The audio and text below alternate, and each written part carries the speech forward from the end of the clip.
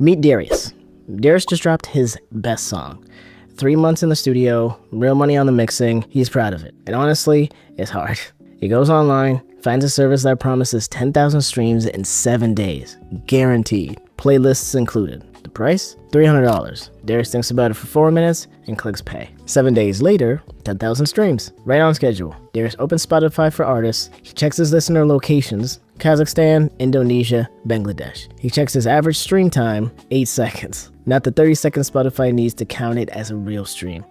He checks his listener engagement. 0 saves, playlist ads, 0 follows. Nothing from real people, right? Then Spotify sends an email. The song is under review for artificial streaming. 3 days after that, the song is removed. And his account gets flagged. Darius is now worse off than the day before he paid that $300. His money is gone. His song is gone. And now he has a strike on his account he spent years building. So here's the question. Is there actually a legit way to get on Spotify playlists? Or is the whole game rigged against artists like Darius from the jump?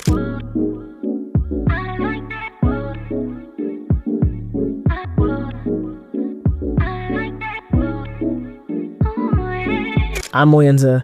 I've been in the music industry for over 20 years, have a degree in it. I've managed artists to major label deals, garnered over 500 million organic streams from my clients, and made them millions. I know what real growth looks like, and I know what fake growth looks like, because I've seen both up close. And I've watched way too many talented people waste money on the same $300 mistake Darius just made. Today, I'm breaking down 3 legitimate tiers for playlist placement: free, mid, and paid. By the end of this, you'll know exactly what to do, in what order, with whatever budget you have. Before we get into what works, I want to make sure that you understand exactly what you're up against, because scams have gotten way smarter, and scams in the industry are rampant. You gotta be on your toes. First, let me tell you how Spotify's detection works, because once you understand that, you'll never fall for these services. Spotify tracks average stream duration. If your song gets 10,000 streams, but the average listener drops off at 8 seconds, that pattern is impossible to replicate with real listeners. Real people who click on a song they like listen for at least 30 seconds, usually longer. 8 seconds means a bot hit play and moved on. Spotify's algorithm knows this. Spotify also tracks listener location patterns. If your fan base is in Atlanta and your song suddenly gets 8,000 streams from 3 countries you've never mentioned in your music or marketing, that's a flag. The algorithm looks for geographic coherence. It's looking for listeners who behave like real fans. Spotify can also see which playlists drove those streams. So if a service puts a song on a playlist called Chill Vibes that has 50,000 followers but 0 engagement, no comments, no shares, followers who never add individual songs to their libraries, that playlist is already on Spotify's radar. Getting placed on one of these ghost playlists actually actively hurts you. What are the red flags to look for before you hand over any money? Red flag number 1. Any service that guarantees a specific number. A real music professional cannot guarantee you tens of thousands of streams. Real curators are people with real audiences. Nobody controls how real people behave. The moment someone guarantees you a number, they're not talking about real listeners, period. If there are ever guaranteed numbers like this given, they're probably lying. Just move on. Red flag number 2. The price doesn't match the promise. If someone is offering 100,000 streams for $50, do the math. To get 100,000 real streams from real people, you need a marketing operation worth tens of thousands of dollars. For $50, they're promising 100,000 streams? Like, just think about it. That doesn't make any kind of sense, right? So when the promise is way too big for what the money is, basically, if it's too good to believe, it is. Simple as that. Red flag number 3. Playlists with no social presence. A real curator with 40,000 followers on their playlist has an Instagram. They have a Twitter.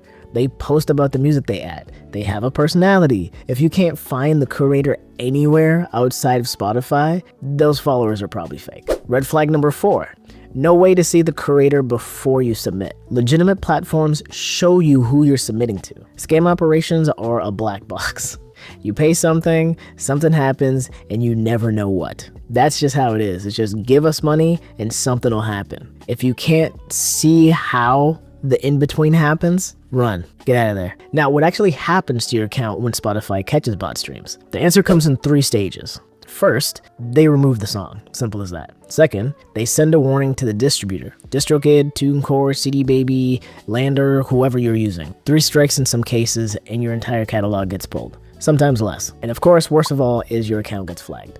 Meaning, future releases get extra scrutiny before they can appear in algorithmic playlists at all. You'll just have that red flag on you forever. Spotify's algorithm is always reading your history. A bot flag in your past is like a criminal record. It will just follow you and follow you and follow you. So now we know what not to do, let's talk about what actually works. The free strategy is not glamorous. I'm gonna tell you straight up. It's not a hack, it's not a shortcut, it's work, and because it's work, most artists won't do it, and that is exactly why the artists who do it win. Here's how it works. Open Spotify. Search your genre, not just hip-hop or R&B. Get specific. Search the subgenre of your song. If you make melodic trap, search melodic trap. If you make lo-fi soul, search lo-fi soul. Filter the results to playlists. Start going through them. What you're looking for is playlists with between 1,000 and like 50,000 followers. And here's why that range matters. Playlists with fewer than 1,000 followers are too small to move your numbers.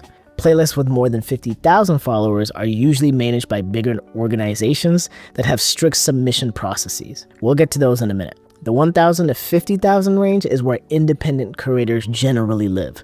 Real people who built these playlists because they actually love music. Now here's how to do real outreach and not just spam people. Find the curator's name, not just a playlist handle, somebody's actual real name. Then Google them. Go to Instagram, Twitter, Threads, their website, whatever you can find. Find their email if you can. And when you write to them, you write one specific message, not a copy-paste blast. One message that tells them which song you have, why it fits their specific playlist, and a link to the song. That's it. 3 things. Reason being, KISS. Keep it simple, stupid. Boom. Because here's what a bad message looks like. Hi, I'm an artist, and I think my music would be great for your playlist. Check it out. Did you check out my playlist, and does it make sense for me to even listen to your music considering the genre of my playlist and your music? That message goes straight in the trash. On the other end of the spectrum, this is what a good message looks like. I've been following your playlist for a few months. Specifically, the way you sequence between artist A and artist B is something I've been studying. I just released a track that I think fits between those 2 artists in terms of energy and tempo. Here's the link. No pressure at all. Just wanted to reach out to a curator whose taste I actually respect. Boom. Come on, what are we talking about? You see the difference. The second message proves you actually listened to their playlist. Curators can tell in 3 seconds whether you've listened or not. They're actual music people. Most artists haven't. That's your competitive edge, just being a real human being. As crazy as it seems, that in this business goes a viciously long way. This is a numbers game. Send 100 of those messages, you'll get maybe 5 responses, maybe 2 placements. That's a real replacement rate for outreach. Anyone who tells you higher is lying to you, unless you are just absolutely amazing and people need to put you on their playlist. Is it tedious? Yes.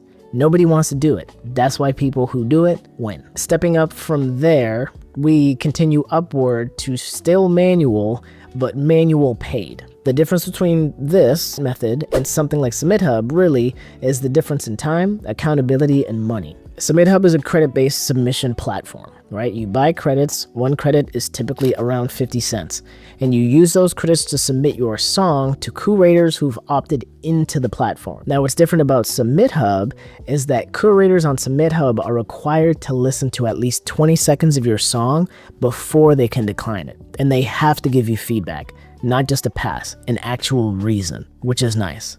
That alone is worth the money, because even when your song gets rejected, a good curator at least will tell you why. Not quite the energy I'm looking for right now, production's there but the hook isn't landing for me. That feedback is real intelligence you can take back to your next project. It gives you an idea of what you need to do next. Here's how I recommend using it.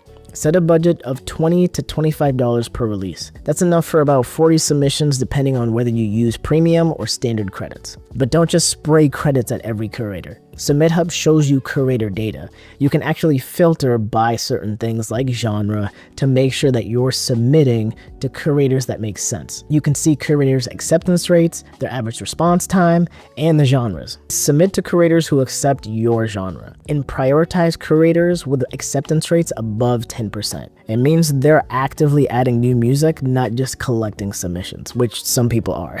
This is what good feedback looks like versus a pass. A pass that says not my genre and nothing else, useless. Move on. A pass that says the production on your track is clean, but the vocal performance in the second verse felt disconnected from the energy of the beat, that's gold. That's a curator who actually listened and told you something real. With that, start a relationship with the curators. You can find them on Instagram, you can find them on Twitter, you can find them in these other places. Create a relationship with them and keep an eye on what they post and what their taste is like so you can have an idea of what to send them. Submit Hub also shows you which curators have featured artists similar to you. That's your hit list. If a curator has added 3 artists who sound like you, they've already demonstrated they have an ear for your lane. And now the third tier. Is paying for playlist services like Playlist Push, that was very hard to say, actually worth the money? Playlist Push operates as a done-for-you campaign platform, right? You set your budget, typically between $200 and $500 per campaign. You can go way higher than that if you want to. And they match your song to real curators who've opted into their network and who work in your specific genre. The streams are vetted, the listeners are real, and the streams count and won't get your account flagged. A $200 campaign might get you 0, but it could get you 10 to 20 playlist placements. It depends upon obviously the quality and the lane of your music, but you can, if you're working with quality music that does fit somewhat into a genre, you can do very, very well with this because it is real playlists and real music curators that want their playlists to do well. So you'll get the placement, and then over the campaign period, you will then get obviously all of those initial streams, which will bump you up, and then you get all of the playlist ads from people listening to those playlists that will also add your song and give you additional streams. Will this make you go viral? It could. It very much could, and it has. There's examples of it doing so. Now, with this service, you can get a few thousand streams to several million streams. Again, it does range. Is it going to guarantee you going viral? No, but it can act as a good jump, and it's going to move your Spotify algorithm in the right direction. That signal matters for your release radar and Discover Weekly placement. The condition, though, and I can't say this strongly enough, is that your song quality has to be there first. Playlist Push will not save a mediocre record. It will amplify what you already have. If the song isn't landing with the 10 people in your immediate circle, don't spend $200 pushing it to curators. Get the music right first. Here's what to do. Not next month, not when you blow up. Again, today. I will say this in every damn video. Today, go to Spotify right now, search your subgenre. Find 3 playlists in the 1,000 to 50,000 follow range. Find the curator behind each one.